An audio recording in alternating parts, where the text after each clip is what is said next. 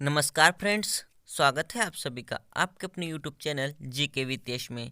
आज 18 नवंबर 2020 है और आज के इस डेली करंट अफेयर्स के वीडियो में हम जानेंगे हाल ही की घटनाओं से जो आपके आने वाली परीक्षा की दृष्टि से महत्वपूर्ण प्रश्न बने हैं उनके बारे में। साथ ही जानेंगे प्रत्येक प्रश्न से जुड़ा हुआ स्टैटिक जीके। यदि आपको डेली करंट अफेयर्स का पीडीएफ चाहिए तो आप ज्वाइन कीजिए हमारा टेलीग्राम चैनल जीके वितेश, जिसकी लिंक डिस्क्रिप्शन में है। तो चलिए फ्रेंड्स, शुरू करते हैं वीडियो को। फर्स्ट क्वेश्चन है, 17 नवंबर को मालाबार नौसैन्य अभ्यास 2020 का दूसरा चरण शुरू हुआ। निम्न में से कौन सा देश इसमें शामिल नहीं है? इसका राइट आंसर होगा फ्रेंड्स ब्रिटेन। मालाबार नौसैन्य अभ्यास जो कि 17 नवंबर को अरब सागर में शुरू हुआ। कहाँ पर शुरू हुआ है? अरब सागर में। इसमें ब्रिटेन शामिल नहीं है। फ्रेंड्स, आपको याद रखना है कि ऑस्ट्रेलिया इस वर्ष पहली बार मालाबार नौसैन्य अभ्यास में शामिल हुआ है। मालाबार की शुरुआत वर्ष 1992 में भारत और अमेरिका के बीच हुआ था। कब हुआ था पहली बार? 1992 में मालाबार शुरू हुआ और 2015 में जापान को शामिल किया गया। तो याद रखिए, इस वर्ष इसमें 4 देश भाग ले रहे हैं: जापान, ऑस्ट्रेलिया, अमेरिका और भारत। क्वेश्चन नंबर 2 है, नवंबर 2020 में किस राज्य सरकार ने कोविड-19 रोगियों के लिए जीवन सेवा ऐप लॉन्च की? इसका राइट आंसर होगा दिल्ली। हाल ही में दिल्ली सरकार ने कोविड-19 रोगियों को परिवहन सुविधाएं उपलब्ध करवाने के लिए जीवन सेवा ऐप लॉन्च किया है। दिल्ली के मुख्यमंत्री हैं अरविंद केजरीवाल और उपराज्यपाल हैं अनिल बैजल। कौन है उपराज्यपाल? अनिल बैजल। क्वेश्चन नंबर 3 है, चुनाव आयोग द्वारा किस अभिनेता को पंजाब का राज्य आइकॉन नियुक्त किया गया? इसका राइट आंसर होगा सोनू सूद। बॉलीवुड एक्टर सोनू सूद को हाल ही में चुनाव आयोग द्वारा पंजाब का राज्य आइकॉन नियुक्त किया गया है। यानी ये पंजाब में वोटरों के बीच जागरूकता फैलाएंगे। आपको बता दें कि सोनू सूद को प्रवासी मजदूरों की मदद करने के लिए संयुक्त राष्ट्र संघ का ADG special humanitarian action award भी मिल चुका है। बात करते हैं चुनाव आयोग की, यानी इलेक्शन कमीशन ऑफ इंडिया की।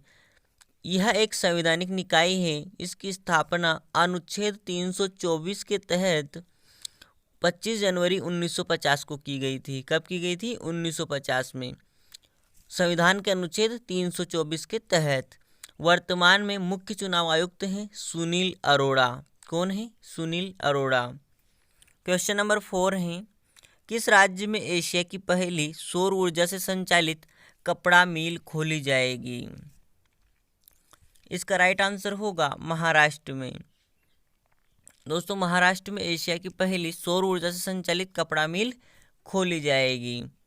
आपको बता दें कि देश में आधुनिक कपड़ा मिल पहली बार 1854 में कावसजी डाबर द्वारा मुंबई में खोली गई थी। कब खोली गई थी? 1854 में। तो याद रखिए, देश की पहली आधुनिक कपड़ा मिल 1854 में कावसजी डाबर द्वारा। नेक्स्ट क्वेश्चन है, दीपम ने संपत्ति मुद्रीकरण पर सलाह के लिए किस अंतर्राष्ट्रीय वित्त एजेंसी के साथ समझौता किया? इसका राइट आंसर होगा world bank. Friends, world bank यानी विश्व बैंक के साथ समझौता किया है दीपम ने संपत्ति मुद्रीकरण पर सलाह लेने के लिए। दीपम क्या है? दीपम का फुल फॉर्म है department of investment and public asset management. क्या है? Department of investment and public asset management. Hindi में कहे तो निवेश एवं सार्वजनिक संपत्ति प्रबंधन विभाग। यह भारत सरकार का एक विभाग है। बात करते हैं वर्ल्ड बैंक यानी विश्व बैंक की। विश्व बैंक की स्थापना वर्ष 1944 में हुई थी और इसका मुख्यालय वाशिंगटन डीसी में है। वर्तमान में वर्ल्ड बैंक के अध्यक्ष हैं डेविड मलपास। कौन है? David Malpass. क्वेश्चन नंबर 6 है, केंद्र सरकार खेलो इंडिया योजना के तहत कितनी निजी अकादमियों को सहायता देगी? इसका राइट आंसर होगा 500 अकादमियों को, 500 निजी अकादमियों को जो है सहायता देगा। कौन देगा? खेल मंत्रालय, केंद्र सरकार का खेल मंत्रालय यह सहायता देगा। खेलो इंडिया कार्यक्रम दोस्तों वर्ष 2018 में शुरू किया गया था। कब शुरू किया गया था? वर्ष 2018 में खेलो इंडिया कार्यक्रम शुरू किया गया था। और वर्तमान में भारत के केंद्रीय खेल मंत्री हैं किरेन रिजिजू। कौन है? किरेन रिजिजू। क्वेश्चन नंबर 7 है, किस कंपनी ने स्वदेशी कोविड-19 वैक्सीन के तीसरे चरण के परीक्षणों की शुरुआत की? इसका राइट आंसर होगा भारत बायोटेक। भारतीय कंपनी भारत बायोटेक ने हाल ही में स्वदेशी वैक्सीन, दोस्तों स्वदेशी कोविड-19 वैक्सीन जिसका नाम है कोवैक्सीन, क्या नाम है? कोवैक्सीन, उसके तीसरे चरण के ट्रायल शुरू कर दिए हैं।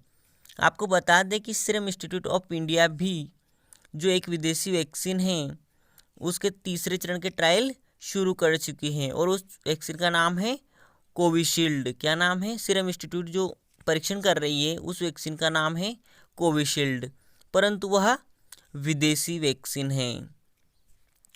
क्वेश्चन नंबर 8 है, आरबीआई ने नियमों का उल्लंघन करने के कारण किस बैंक पर 1 करोड़ रुपए का जुर्माना लगाया? इसका राइट आंसर होगा पीएनबी यानी पंजाब नेशनल बैंक। दोस्तों पंजाब नेशनल बैंक पर नियमों का उल्लंघन करने के कारण रिजर्व बैंक ऑफ इंडिया ने 1 करोड़ रुपए का जुर्माना लगा दिया है। बात करते हैं पीएनबी यानी पंजाब नेशनल बैंक की स्थापना वर्ष 1894 में हुई थी और इसका मुख्यालय नई दिल्ली में है। पंजाब नेशनल बैंक के सीईओ एवं एमडी हैं एस मल्लिकार्जुन राव। कौन है? एस मल्लिकार्जुन राव। आपको बता दें कि पीएनबी की स्थापना लाला लाजपत राय के द्वारा की गई थी। क्वेश्चन नंबर 9 है, प्रत्येक वर्ष राष्ट्रीय मिर्गी दिवस किस दिन मनाया जाता है? इसका राइट आंसर होगा 17 नवंबर।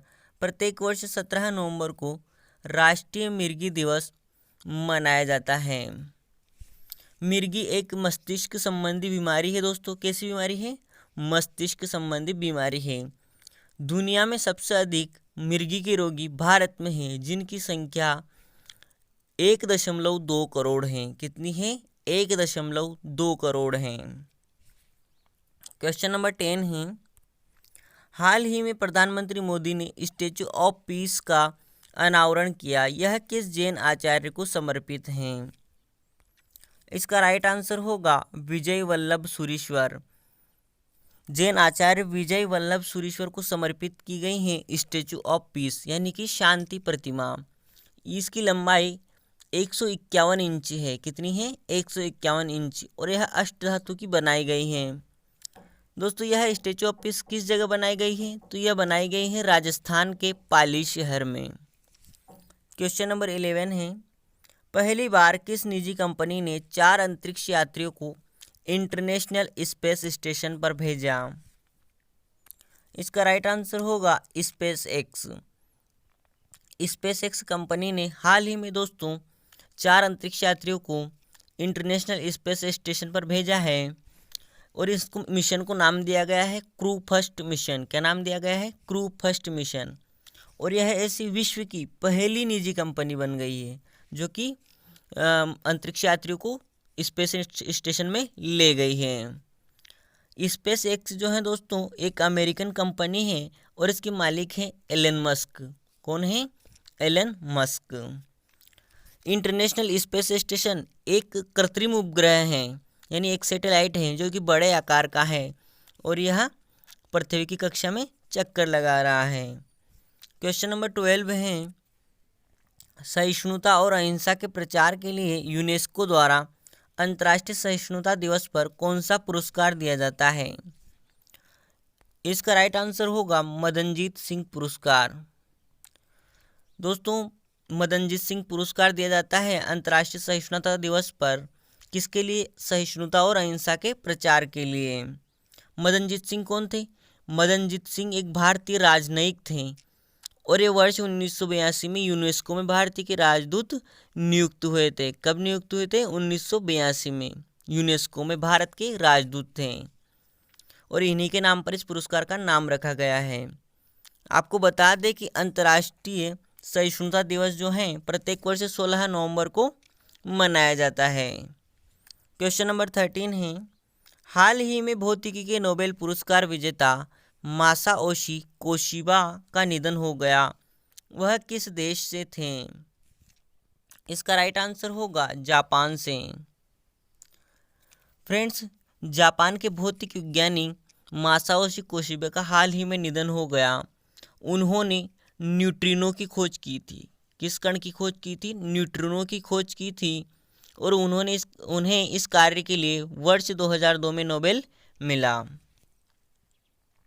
कल हमने आपसे एक प्रश्न पूछा था, क्वेश्चन ऑफ द यस्टरडे, कि हाल ही में आसियान देश और 5 अन्य देशों ने किस मुक्त व्यापार समझौते पर हस्ताक्षर किए?